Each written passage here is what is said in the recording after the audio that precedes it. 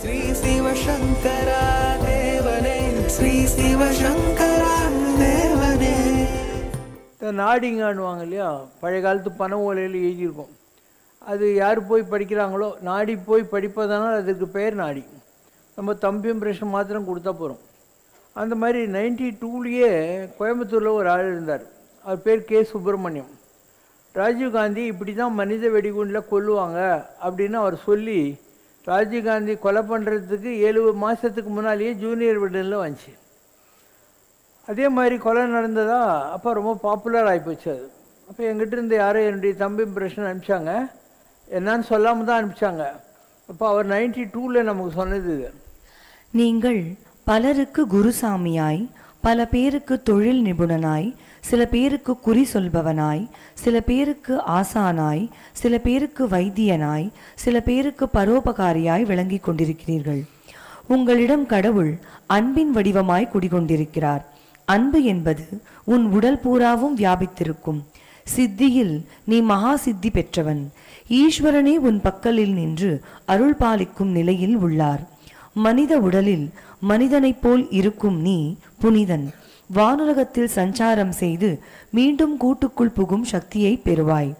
நத்தை கூட்டுக்குள் எப்படி உறங்கிக் கொண்டிருக்கிறதோ அப்படி சித்த புருஷராகிய தாங்கள் யாரும் அறியாத வண்ணம் அடங்கிக் கொண்டிருக்கிறீர்கள். பூரண பிரம்மமான ஸ்ரீமன் நாராயணன் உம்மிடம் குடிகொண்டிருக்கிறார். ஒரு விளக்கை வைத்து மறு விளக்கை ஏற்றுவதால் ஏற்றிய விளக்குக்கு குறை வருவதில்லை. அதுபோல பூரண பிரம்மமாக நீங்கள் இருப்பதால் மற்றவர்களுக்கு நீங்கள் செய்யும் சேவையால் மகிழ்ந்த சர்வேஸ்வரன் கருணையோடு, மகனே, நீ ஸ்தூல சரீரம் எடுத்து எங்கள் அம்சம் கொண்ட சுவாமி ஐயப்பனாக கலியுகத்தில் விளங்குவாய். உன்னிடம் நம்பிக்கை கொண்டு பட்டம், பதவி, பணம், புகழ் போன்று எதை அடைய வேண்டும் என்று யார் வந்தாலும் அவர்களுக்கு சித்திக்க அருள் பாலிப்பாய். பெண்ணை கொண்டோ பொருளை கொண்டோ வேறு எந்த கவர்ச்சி பொருளை கொண்டோ உன்னை வசியம் செய்ய முடியாது. நீ மகாபூரணன். அப்பனே, உன் சித்தி ஊரறியும் காலம் வந்துவிட்டது. கடவுளை நீ விழியாரக் காணும் மாபெரும் பாக்கியம் பெற்றவன். தற்போது உன்னை பார்ப்பவர் உன்னை சாதாரண மனிதன் என்று எண்ணுவான். ஆனால் மகனே, நீ முற்பிறவியில் செய்த பூஜா பலன்களால் இப்பிறவியில் உனக்கு ஈஸ்வர தியானமோ உபாசனையோ பூஜையோ தேவையில்லை. உன் மனது எதை நினைக்கிறதோ அது அப்படியே நடக்கும். மகனே, உனக்கு ஏழை என்றும் பணக்காரன் என்றும் வித்தியாசமில்லை. ஜாதி பாகுபாடு இல்லை. கடிவாளம் பூட்டப்பட்ட குதிரையைப் போல் நீ நேர்நோக்கு பார்வை பெற்றவன். தர்மம் பிசகுவது உனக்கு சற்றும் பிடிக்காத விஷயம். பிறர் பொருளுக்கு சிறிதும் ஆசைப்பட மாட்டாய். பிறருக்கு நன்மை செய்ய உலகில் அவதரித்தவன். திரிகால ஞானியான உனக்கு இப்பூவுலகில் உள்ள எந்த பதவியும் உன் தகுதிக்கு ஏற்றதல்ல. நீ மனித உள்ளங்களை அறியும் பாக்கியம் பெற்றவன். மனித வினைகளை களையவும் அவர்களுக்கு நற்கதி தந்திடவுமே இக்கலியுகத்தில் உன்னை சர்வேஸ்வரன் அனுப்பியிருக்கிறான். ஞான சக்தி உன்னிடம் குடியிருக்கிறாள். ஆசிரமம் போல் வேஷமோ சந்நியாச கோலமோ உனக்கு தேவையில்லை. நீ சொன்னால் நவகிரகங்கள் கட்டுப்பட்டு நிற்கும். நீ ஸ்பரிசம் பட்டால் வியாதி தோஷம் விலகி ஓடும். ஏவல் பில்லிகளில் துயர்படுவர் துயரினை நீ துடைப்பாய். உனக்கு நெற்றிக்கண் உள்ளது, அது மற்றவர் கண்ணுக்கு தெரியாது. உனக்கு கற்பிக்கக்கூடிய வித்தைகள் அனைத்தும் வானுலகத்து தேவர்களிடமிருந்து நேரடியாக வருமே தவிர ஆச்சாரிய பீடத்தில் இருந்து ஒரு மனிதன் உனக்கு சொல்லித்தர மாட்டான். உன்னை குரு என மக்கள் கூறுவார். நீ குருவல்ல, இறை, இறை, இறை. இதே மாதிரி இங்கே ட்ரிப்ளிகே நைஸ் ஹவுஸ் கிட்ட பண்டல வெங்கட்டையா நாயுடு ஸ்ட்ரீட்னு ஒன்று, அங்கே ஒருத்தர் இருந்தார். அவர் ஐன்ஸ்டீன் கிட்ட அசிஸ்டண்ட்டாக இருந்தார், டாக்டர் நடராஜ் சர்மான். ஸோ அவர்கிட்ட பராசர ரிஷி எழுதின ஒரு நாடி இருந்தது சான்ஸ்கிரிட்டில், அதில் வந்தது. உன் முன்பிறவியில் துர்கை குலதெய்வம், இப்பிறவியிலும் அவள் அருள் உன்னுடன் பரிபூர்ணமாக இருக்கிறது. நீ நியம நிஷ்டைகளோ மந்திர தந்திரங்களோ வேத வியாக்கியானங்களோ செய்யாமலேயே மிகப்பெரிய யோகிகளும் அடைய முடியாத அருளை கோயில் குளம் சுற்றியே அடைந்து விட்டாய். இப்பிறவியில் சாக்ஷாத் தெய்வமே உன் குரு, மனிதன் அல்ல. மகாபைரவர் சித்தநாதர் அனுகிரகம், அவரே உன் கையில் இருக்கிற மாதிரி. தெய்வ கடாட்சத்தின் பலனை மகாபைரவ சித்தநாதர்னா ஐயப்ப சாமி. தெய்வ கட்டாட்சத்தின் பலனை நித்தியமும் அனுபவிப்பாய். அற்புதங்களை தரிசிப்பாய். சித்திகள் உண்டு, ஆனால் சந்நியாசி இல்லை. தென் பகுதியில் சிவசமாதி அடைந்த மகாயோகியின் அனுகிரகம் கிடைக்கும். சிவசக்தி லீலைகளை அனுபவிப்பாய். ஸ்கந்தநாதனுடைய குகை சம்பந்தமாக பல தரிசனங்கள், பூமியில் பாதாளத்தில் சித்தனால் மறைத்து வைக்கப்பட்ட சிலாமூர்த்திகள் உனக்கு பூர்வ ஜென்ம வாசனையால் லீலைகள் தரிசனமாகும். யோகினி மாதா அனுகிரகத்தால் மகாகணபதியின் பல வடிவங்கள் மூடிய சிலைகள் வைத்த இடங்களை காட்டும். மலைவாழ் ரிஷிகள் தரிசனம். உனது வாழ்க்கை ஆசிரமம் ஏற்காத சந்நியாசி வாழ்க்கை. லோகக்ஷேமத்திற்கான தர்ம பிரவேசம். உனது மனுஷ சரீரமே தவிர அமானுஷ சக்தி உண்டு. வன பர்வத சஞ்சாரத்தால் ஆத்ம லாபம். திருவண்ணாமலை மகாக்ஷேத்திரத்தின் மகாசக்தி சுவாமிநாதன் உன்னுடன் மனுஷனுக்கு மனுஷன் பேசுவது போல் பேசுவான். அன்றிலிருந்து அமிர்தத்தால் மழை பெய்தது போல் உன் வாழ்க்கை மாறிவிடும். புது மனிதனாக மாறுவாய். லௌகிகத்தில் இருப்பது போல் தோன்றினாலும் புத்தி எப்போதும் அமானுஷத்தில் தான் இருக்கும். தெய்வீக காரியங்களில் உனக்கே அறியாமல் ஆக்கர்ஷிக்கப்படுகிறாய். நிதர்சனமாக தெய்வீக விஷயம் நடைபெறும். சாக்ஷாத் தெய்வமே வழிநடத்தி செல்லும். பூர்வ ஜென்ம வாசனையினால் தர்மத்தை தவிர இதர விஷயங்களில் உனது புத்தி போகாது. மலை மீதுள்ள யோகினி மாதா சித்தியாகிற போதுதான் உனக்கு அனுகிரகம் பலமாக வரும். பல ஆயிரம் ஆண்டுகளுக்கு முன் மகாத்மாவான சித்த புருஷனால் மறைத்து வைக்கப்பட்ட இடத்தை காட்டி பிரகாசிக்கச் செய்யும். பூர்வ ஜென்மாக்களில் வன பர்வத ஆசிரமங்களில் இருந்து தவத்தை மேற்கொண்டதன் பலனாக பழனி, சிதம்பரம், விருத்தாச்சலம் போன்ற இடங்களில் மறைக்கப்பட்டுள்ள தெய்வீக ரகசியங்கள் உன் மூலமாக பிரகாசப்படுத்தப்படும். வன பர்வதத்தில் மகாகுரு அனுகிரகம் பரிபூர்ணமாக ஏற்படும். ஜன்ம ஜன்ம சந்நியாசி சமான யோகம், பிறர்க்கான வாழ்க்கை, பரிபூர்ண பூர்வ ஜென்ம வாசனை, தெய்வீக சம்பந்தம் விடாது. சண்முகநாதனது அனுகிரகம் 1000 மடங்கு விருத்தியாகி கொண்டே இருக்கும். சாதுக்கள் சங்கமமும் யோகிகள் சகவாசமும் தான் எப்போதும். புராதன அனுபந்தத்தால் வன பர்வதங்கள் மலைகளில் அதிக அனுகிரகம். சிதாகாச சமமான வன்னியாச்சல அருணாச்சலத்தில் ஜூலை 1, 1989 அன்று வியத்தகு முறையில் தெய்வ சத்தங்கள் காதில் ஒலிக்கும். தெற்கே சித்த சிரேஷ்டரான போகரால் மறைத்து வைக்கப்பட்ட மூர்த்திகளின் இடத்தை அடையாளம் காட்டும் 9 விதமான நவபாஷாணத்தால் ஆன மூர்த்திகள்.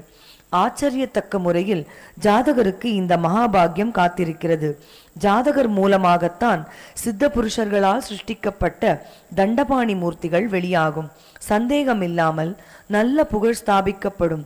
தர்மாத்மா என்று உலகம் முழுவதும் புகழடைவாய். நாகர்கோயில் பக்கத்தில் தெய்வச்செயல்புரம்னு ஒரு இடம் இருக்குது. அங்கே முத்துசாமின்னு ஒருத்தர் இருந்தார். அவரும் இந்த மாதிரி ஒரு ஒலை வச்சிருந்தார். தேவலோகத்து 18 சித்தர்களும் உனக்கு அருள் புரிய வந்திருக்கின்றனர். உன்னை ஒரு சித்தனாக்கி அருள் சக்தி கொடுத்து ஆசியளிக்க அன்னப்பறவை மீது அன்னை சக்தி வந்திருக்கிறாள். அவளது அருள் பிள்ளை நீர். சிறுவயதில் தன்னை மீறிய ஆச்சரியப்படும் நிலையில் அருள் வழங்கும் சக்தி இருக்கு. ஏழுமலையான் சன்னிதானத்திலிருந்து ஸ்வஸ்திக் சுடர் வெளிச்சம் உன் கரத்திலிருந்து சுரக்கும் சக்தி இருக்கு. சர்வ சக்தியும் உள்ள இந்த அருள் பிள்ளைக்கு மகேஸ்வரன் அருள் சக்தி உண்டு. கொங்கண முனிவரின் அருள் சக்தியால் நவ திருப்பதிகளையும் தன் பூஜை அறையிலேயே ஜோதி ரூபத்தில் தரிசிக்கலாம். கன்னியாகுமரி மாயம்மா ரூபத்தில் பகவதியின் தரிசனம் இங்கே கிடைக்கும். ஐயப்பன் தன் கூட்டுக்குள் இறங்கி சொல்ல வைக்கும். மறு ஜென்மம் கிடையாது. பின்பு தேவலோகத்தில் அருட்பணி செய்யும் பாக்கியம் இருக்கு. சித்தர் இருக்கும் இடத்தை பற்றி எல்லாம் சிந்திக்க வைக்கும் சக்தி இருக்கு. கொங்கண முனிவரின் அருள் சக்தியால் தன் இச்சையை நிறைவேற்றும் சக்தி இருக்கு. இந்த மாதிரி ஒரு 60-70 நாடி என்னை பற்றி சொல்லியிருக்காங்க. அதெல்லாம் தொகுத்து ஒரு பெரிய புக்கு இருக்குது. நாடிகள் போற்றும் நாயகன் சொல்லி ரொம்ப பெரிய புக்கு நம்மக்கிட்ட இருக்கும். ஜனங்க வாங்குறதில்லன்றதுனால நம்ம நிறைய காப்பி போடல, ஒரு லிமிட்டெட் காப்பி தான் போட்டிருக்கோம். எல்லா நாடியிலையும் என்னை பற்றி என்னெல்லாம் வந்ததோ அதெல்லாம் அப்படி இப்படியே அதில் போட்டிருக்கோம். இப்படி ஆன்மீகத்தில் பல நிலைகள் இருக்குது. இது போக நாம் செய்கிற யாத்திரைகள்னுவாங்க. நாம் பண்ணாத யாத்திரையே கிடையாது. கைலாசம் இருக்குது இல்லையா, சைனாவில் இருக்குது. ஒரு 11 தடவை தரிசனம் பண்ணியிருக்கேன். கைலாஷ் மானசரோவரை சபரிமலை ஒரு 65 தடவைக்கு போயிருப்பேன். பத்ரி, கேதார் இந்த மாதிரி இமாலயன் டெம்பிள்ஸ் எல்லாம் ஒரு 40 தடவை போயிருப்பேன். இந்தியா முழுக்க ஒரு ஆல்மோஸ்ட் வருஷத்துக்கு ஒருக்கா எல்லா கோயிலையும், இந்தியாவில் இருக்கிற எல்லா கோயிலையும் போய் சுற்றி பார்த்துட்டு வந்துடுவேன். இப்படி க்ஷேத்திர ஆடனம்னு சொல்கிறாங்க இல்லையா, அது நிறைய பார்த்தாச்சு. எத்தனையோ வருஷமாக பண்ணிகிட்ருக்கோம். ஆல்மோஸ்ட் 1983-84 பண்ணிக்கிட்டு இருக்கோம். அதே மாதிரி நிறைய ரிஷிகள், சித்தர்கள், மகான்கள் இவங்களெல்லாம் பார்த்து அவங்கக்கிட்ட பிளெஸ்ஸிங் வாங்குற மாதிரியான ஒரு அனுகிரகம் கிடைச்சது. இருக்கா பாரு, ரெண்டு வரி படி. நிறைய மகான்கள் கிட்ட, காஞ்சி பெரியவர், ராம் சரத்குமார் சாமி, கோடிசாமி, ரெண்டு வரி இருக்கும் பாரு, ஷார்ட் வெர்ஷன் இருக்கு. காஞ்சி ஏகாம்பரேஸ்வரர் கோயிலில் ராமபுரத்தில் ஏகாம்பரேஸ்வரர் கோயில்கிட்ட நீ உள்ள நுழையிற போது ஒரு சாமி உட்காந்துப்பார். ராமசாமி சித்தர்னு பேர். அவர் ஒரு பிறவியில் ராமாயண காலத்து வாலியாக இருந்தவர். அதனால் அங்கே உட்காந்துப்பார். ஒரு ரிக்ஷாக்காரன் வந்த உடனே எதிரில் இருக்கிற மசூதிக்கு போவார். மசூதியிலேருந்து திருப்பி அங்கே வந்து உட்காந்துவார். இது அவருடைய நிலை. காஞ்சி ஏகாம்பரேஸ்வரர் கோயிலில் ராமசாமி சித்தர் இருந்தார். இவரை காலாங்கிநாதர் என்பர். அவர் ஏகாம்பரேஸ்வரர் கோயிலில் காமாட்சியம்மன் தவமிருந்த பெரிய மரத்தடியில் சிவசங்கரை நிஷ்டையில் ஆழ்த்தி மிகப்பெரிய அனுகிரகத்தை செய்தார். அவர் சமாதியடைந்த பின்னும் பாபாவிற்கு சூக்ஷ்ம தரிசனம் ஒரு முறை தந்துள்ளார். சிவபிரபாகர சித்தயோகி. கேரளா பட்னம் திட்டா அருகே ஓமலூரில் சிவபிரபாகர சித்தயோகி என்ற மகாபுருஷர் 750 ஆண்டுகளாக ஜீவித்திருந்து கடந்த 3 ஆண்டுகளுக்கு முன் ஸ்தூல உடலை விட்டார். இன்றும் நதிக்கரையொன்றில் மக்களுக்கு புலப்படாது தவமுயற்றி வருகிறார். இருமுறை சிவசங்கருக்கு இந்த மகானது தரிசன பாக்கியம் கிடைத்தது. அவியல் சாதம், சர்க்கரை பொங்கல் தந்து உண்பித்து, நீ தெய்வீக அவியல், எல்லா சக்திகளும் ஒன்றாக கலந்தவன், எனவே அவியல் உனது பணி வெற்றியாகும், அதற்கு சர்க்கரை பாயாசம் என்று ஆசி வழங்கினார். சாது கிருஷ்ணவேணி அம்மா. துர்க்கையின் பரிபூரண அருள் பெற்ற இந்த தவ மூதாட்டி பொதிகை மலையில் கல்யாண தீர்த்தம் என்ற புனித தலத்தில் குகையொன்றில் தவமியற்றி வருகிறார்கள். 1984-85 ஆண்டில் சிவா இந்த யோகினியை சந்தித்தார்.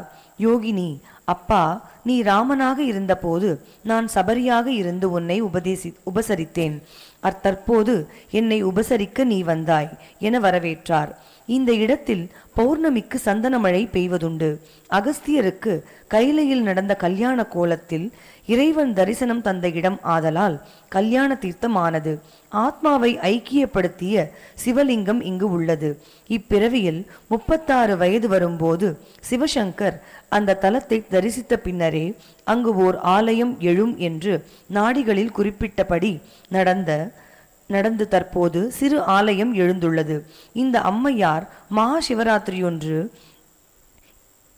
இறைவனது ஆணைப்படி சிவசங்கருக்கு பஞ்சாட்சர மந்திரத்தை உபதேசித்து அருளினார். புட்டபர்த்தி சாய்பாபா சிவசங்கரிடம் இந்த யோகினியை நீ எப்படி அறிவாய் என்று கேட்டார். இந்த யோகினிக்கும் சிவசங்கருக்கும் உள்ள தொடர்பு பற்றி பராசர நாடி கீழ்வருமாறு கூறியுள்ளது. யோகினி மாதா சமாதியாகும் போது பல உண்மைகள் வெளியாகும். அப்போது உனக்கு அனுகிரகம் பலமாக வரும். பல 1000 ஆண்டுகளுக்கு முன் மகாத்மா ஆன சித்த புருஷனால் மறைத்து வைக்கப்பட்ட இடத்தை காட்டி பிரகாசிக்கச் செய்யும். யோகினி மாதாவினால் அனுகிரகம் ஏற்பட்டு அது அதிதீர்க்கமான ஆயுள் பாவம். மீனாட்சி கணபதி நாடியில் இந்த மூதாட்டியும் நீயும் முற்பிறவிகளில் வன பர்வத ஆசிரமங்களில் தவம் செய்தவர்கள். இந்த அம்மாவிற்கு தெரியாத சித்தோ மூலிகை ரகசியங்களோ கிடையாது. எப்போது நீ வருவாய், உன்னிடம்தான் சொல்ல வேண்டும் என்று காத்திருக்கிறார் என்று வந்துள்ளது. கன்னியாகுமரி மாயம்மா. கன்னியாகுமரியில் இருந்த போதும் பின் சேலம் சின்ன கொல்லப்பட்டியில் இருந்த போதும் பற்பல முறை சிவசங்கர் இந்த அம்மையை சந்தித்து பேரருள் பெற்றார். சிவசங்கரை கண்டால் பெரிய பாசத்தை காட்டும். ராம் ராம் என்று சொல்லும். தலையை தடவி ஆசி வழங்கும்.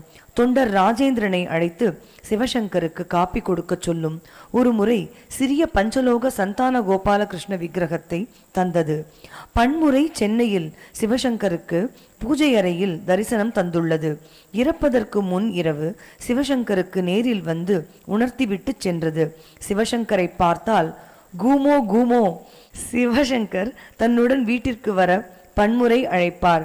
சிரித்துக்கொண்டே சலோ மദ്രാஸ் சலோ என்று திரும்பவும் சொல்லும்.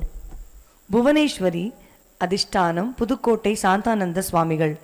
மகேந்திரகிரி செல்லும் முன் சிவா ஸ்கந்தாசிரமம் சென்று இந்த மகானின் அருளை வேண்டினார். மகான், நீ மிகப்பெரிய ஆளாக வரப்போகிறாய், புவனேஸ்வரி மந்திரத்தை உனக்கு உபதேசிக்கிறேன் என்று அருளாசி வழங்கினார். சிவசங்கருக்கு பின்னாளில் காயத்ரி மாதா தரிசனம் கிடைத்தது. தாய் காயத்ரி, நீ மந்திரங்களை சொல்லும் போது ஸ்வரமாக சொல்லு எனவும், நான் சூரிய பத்னி யக்ஞ தேவதை வரம் கேள் எனவும் அருள் வழங்கினாள். பன்முறை வரம் எதுவும் வேண்டாம் என சிவா மறுத்தும் தாய் ஏதாவது வரம் கேள் என வற்புறுத்தியதால் என்னிடம் வருபவர்களுக்கு இல்லை எனாமல் உணவளித்து உபசரிக்கும் நிலையில் என்னை வை என வரம் வேண்டி பெற்றார். அதன் பின் கருணை வடிவினரான காயத்ரி மாதா சிவசங்கருக்கு தனது மந்திரோபதேசம் தானே அளித்து அருள் பொழிந்தாள். இந்த நிகழ்ச்சி நடந்த மறுநாள் சிவசங்கர் ஸ்கந்தாசிரமம் சென்றார். சிவசங்கர் ஏதும் சொல்லாமலே சாந்தானந்த சுவாமிகள், விஸ்வாமித்ரர் இந்த மந்திர சித்தியால் தான் ராஜரிஷியாகவும் பிரம்ம ரிஷியாகவும் ஆனார் என கூறினார். அதோடு, அந்த கணேசன் என்னடா மந்திரம் சொல்றான், இனி ஸ்வரமாக சொல்லடா என்றும் கூறினார். இது சிவசங்கருக்கு விஸ்வாமித்திரராக சாந்தானந்தர் ஒரு பிறவியில் குருவாக அருள் பாலித்ததன் தொடர்பாக இப்பிறவியில் கைகூடிய அற்புதமாகும். இன்னொரு முறை உமக்கு மகாராணியே நேரடியாக தெரியும், பின் ஏன் சேனாதிபதியை தேடி அலைகிறீர் என்பதன் மூலம் முருகன் அருள் மட்டுமன்றி பராசக்தியின் பரிபூரண அனுகிரகம் உண்டு என அருள் கூர்ந்தார். உளுந்தூர்பேட்டை சங்கரலிங்க சித்தர் சிவசங்கரை பார்த்ததும் அந்த சிவபெருமானே வந்துட்டான் எனவும் சிவனே வா எனவும் கூவி அழைத்தார். சுவாமிகள் இட்லி வரவழைத்து தம் கையால் சிவசங்கருக்கு உண்பித்தார். எல்லாம் தான் இருக்கே, இன்னும் என்ன வேணும் என்று கேட்டு அருள் பாலித்தார். ஆனைமலை சித்தர் சிவசங்கரை பார்த்தால் இந்த முது சித்தர் வாப்பா பட்டினத்தாரே வா என்பார். கூட இருப்பவர்கள் விளக்கம் கேட்டால், பட்டினத்தாரா இருந்தவர் இவரு, ஒவ்வொரு ஜென்மாவிலும் ராஜயோகம், ஆனா சந்நியாசி புத்தி என்பார். குற்றாலம் சாக்கடை சித்தர் 12 ஆண்டுகள் சாக்கடையில் கிடந்து மண்ணை தின்று தவம் செய்து ஜக்கம்மாவின் அருள் பெற்ற இந்த சித்தர் பொதிகை மலையில் சிவசங்கரை பார்த்தார். நீ தவ யோகி, பூமி பற்றி உன்னை மீறிய சக்தி உடையவன், உன்னிடம் சங்கரநாராயண மூர்த்தி குடியிருக்கிறார், நாராயணன் உன்னிடம் குடியிருந்து அனுகிரகம் செய்வான் என்று அருளினார். திண்டுக்கல் ராமதாஸ் சித்தர் இந்த மகான் தம் கையில் பாலை வரவழைக்க கூடிய சித்தி பெற்றவர். எப்பேற்பட்ட செய்வினையையும் முறியடிக்க வல்லவர். சித்திகள் இருந்தும் எளிமையாக காசு பணம் என்று அலையாமல் திண்டுக்கல்லில் இருக்கிறார். இவர் வருடா வருடம் ஸ்கந்த சஷ்டி உற்சவத்தன்று திருச்செந்தூரில் சென்று தங்குவார். தமது குரு முருகன் என்பார். அப்படி ஒரு முறை சஷ்டி விரதத்திற்கென சிவசங்கர் திருச்செந்தூர் சென்ற சமயம் சித்தர் சிவசங்கரை தேடி வந்தார். எனக்கு தகுதி வாய்ந்த சீடனை என் சித்தை கற்றுத்தர காட்டுமாறு முருகனிடம் கேட்டு பிரார்த்தித்து வந்தேன். அவன் உனக்கு தருமாறு உத்தரவிட்டுள்ளான். இன்று வியாழக்கிழமை வாங்கிக்கொள் என்று தம் சக்தியை சிவசங்கருக்கு அனுகிரகித்து அன்று மாலையே 2 கலந்து விட்டதையும் உறுதிப்படுத்தினார். இந்த நிகழ்ச்சி நடந்து சிவசங்கர் கோயிலுக்குள் நுழைந்ததும் ஐயனுக்கு ஐயன் முருகன்தான், ஐயப்ப சகோதரன் முருகன்தான் என்று பஜனை செய்து கொண்டு ஒரு குழு சிவசங்கருக்கு முன் சென்றது. இந்த நிகழ்ச்சி முருகன் அருளால் நடந்தது என உறுதிப்படுத்தியது. வள்ளிக்காவு மாதா அமிர்தானந்தமயி ராமகிருஷ்ண ஜென்மத்தில் காளி பூஜை செய்த புண்ணிய பலிதத்தால் காளி ஸ்வரூபியான அமிர்தானந்தமயி சிவசங்கரை உச்சி மோந்து அன்பு காட்டி மந்திர ஜபத்தோடு தொடர்ந்து தியானத்தை தொடர், தெய்வீக உலகப்பணி செம்மையூட்டி நிஷ்டையும் நினைத்த மாத்திரத்தில் சித்திக்கும் என்று அருளாசி வழங்கினார். புட்டபர்த்தி சாய்பாபா திருவண்ணாமலை யோகியின் உத்தரவின் பேரில் புட்டபர்த்தி சென்று சிவசங்கர் 9 நாட்கள் தங்கினார். அது மகா சிவராத்திரி காலம். ராம்ஜி யோகீஸ்வரர், சாய்பாபா உன்னை அழைக்கிறார். அன்னிபெசன்ட் ஜே கிருஷ்ணமூர்த்திக்கு எல்லா அடித்தளமும் அமைத்து தந்ததைப் போல பாபா உனக்கு தருவார். நீ இறைப்பணியை தொடர்வாய் என்று அனுகிரகம் செய்ததை பாபாவும் உறுதி செய்தார். லிங்கிச்செட்டி பாபா அருள்வெளி சித்தர் பழைய குப்பை மூட்டைகளுடன் சென்னை லிங்கிச்செட்டி தெருவில் அமர்ந்திருந்தார். இந்த சித்தர் தன்னிடம் வருபவர்களின் பிறவி கூர்மையை மேகநீரு என ஏலம் போடுவது போல் ஓதுவார். சிவசங்கரை பார்த்தால் சிதம்பரம் நடராஜர் என்ற மேகநீரு, காளி பூஜை மேகநீரு, தாடி வச்ச சீக்கு மதம், இஸ்லாம் மதம், கிறிஸ்டியன் மதம், எல்லா மதமும் பார்த்து வந்த மேகநீரு, போன ஜென்மத்துல ஸ்கூல் போறப்போ அப்பா கையை விட்டு ஓடிட்ட மேகநீரு என்பார். பருக டீ தருவார், காசு தருவார், இட்லி வாங்கி தருவார்.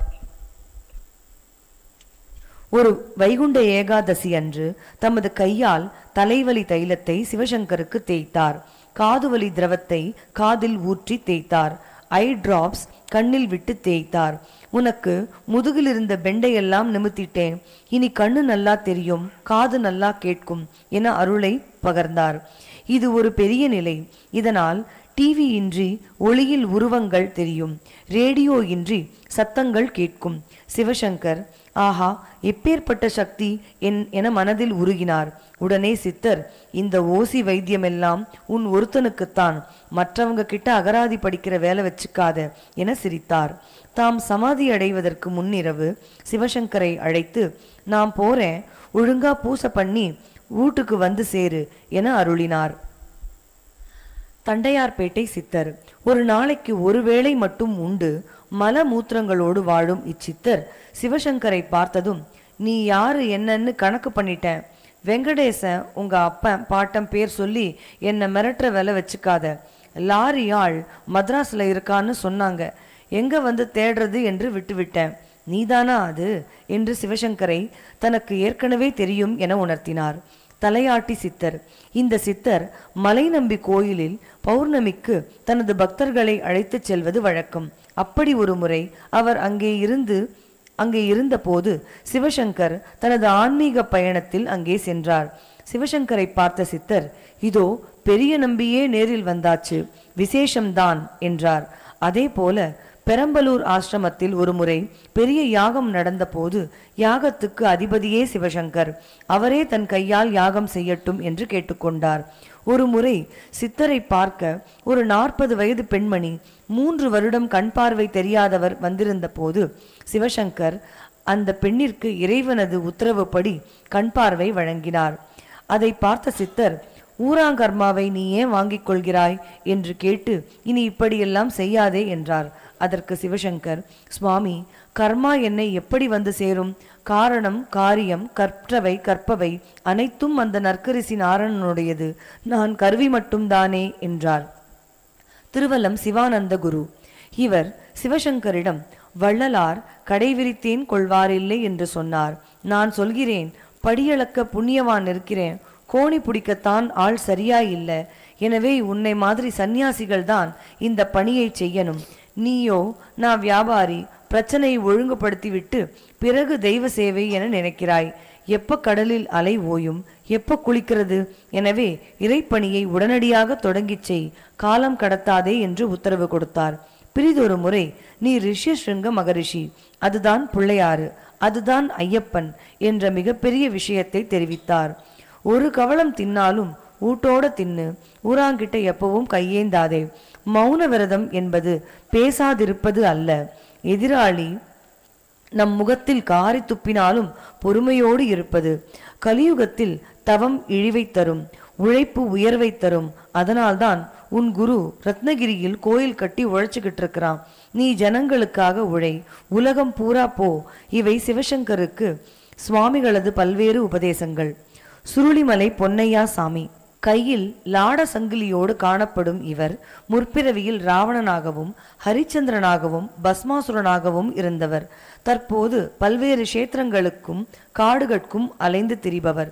சிவசங்கர் ஒவ்வொரு ஜென்மத்திலேயும் நீ ராஜா சுந்தரமூர்த்தியா வந்த, அப்போ நரசிங்க முனையரையர் என்ற ராஜா எடுத்து வளர்த்தார்.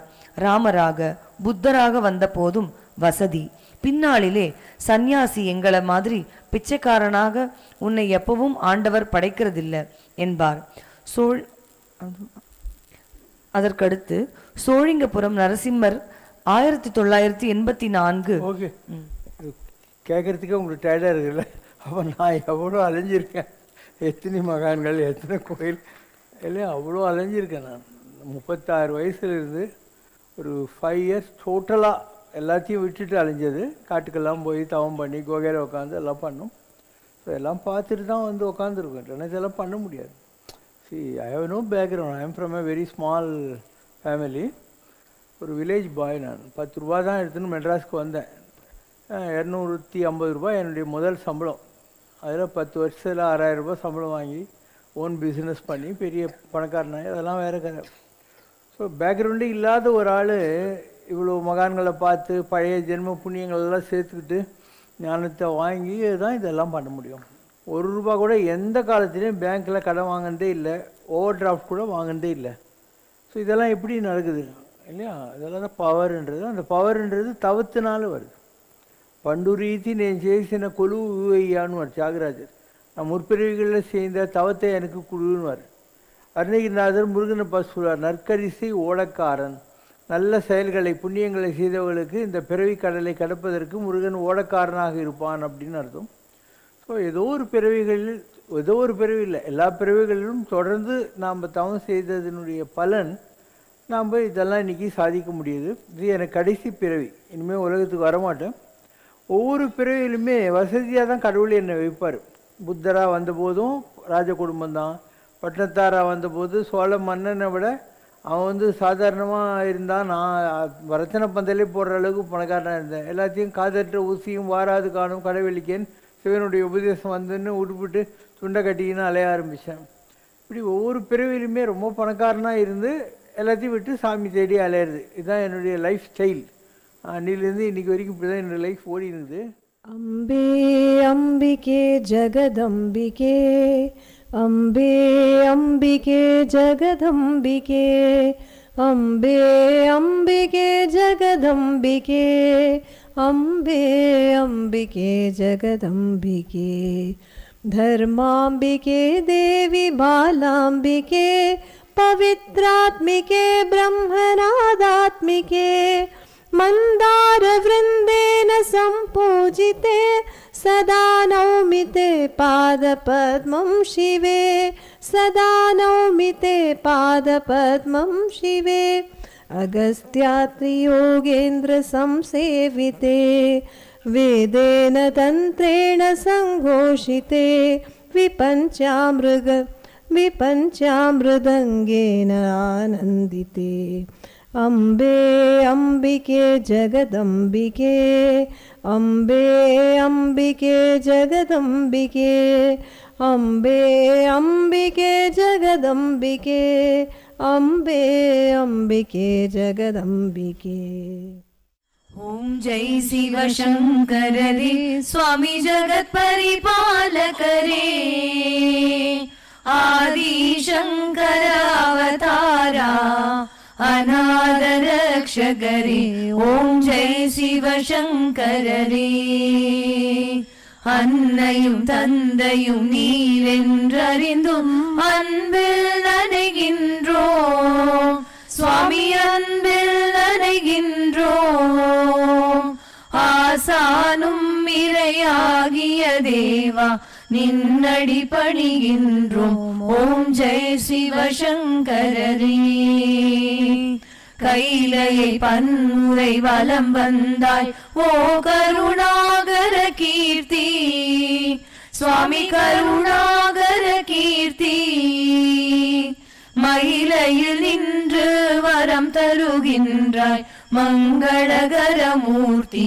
ஓம் ஜெய் சிவசங்கரரே.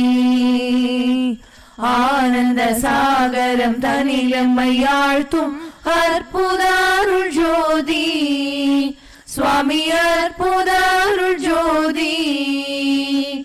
ஆரத்தி செய்து பாடி மகிழ்ந்தோம் அருள்வாய் பரஞ்சோதி. ஓம் ஜெய் சிவசங்கரரே. நாராயண நாராயண ஓம், சத்யநாராயண நாராயண நாராயண ஓம், நாராயண நாராயண ஓம், சத்யநாராயண நாராயண ஓம், சத்யநாராயண நாராயண ஓம். ஓம் ஜெய் சிவசங்கரரே. குறை ஒன்றுமில்லை மறை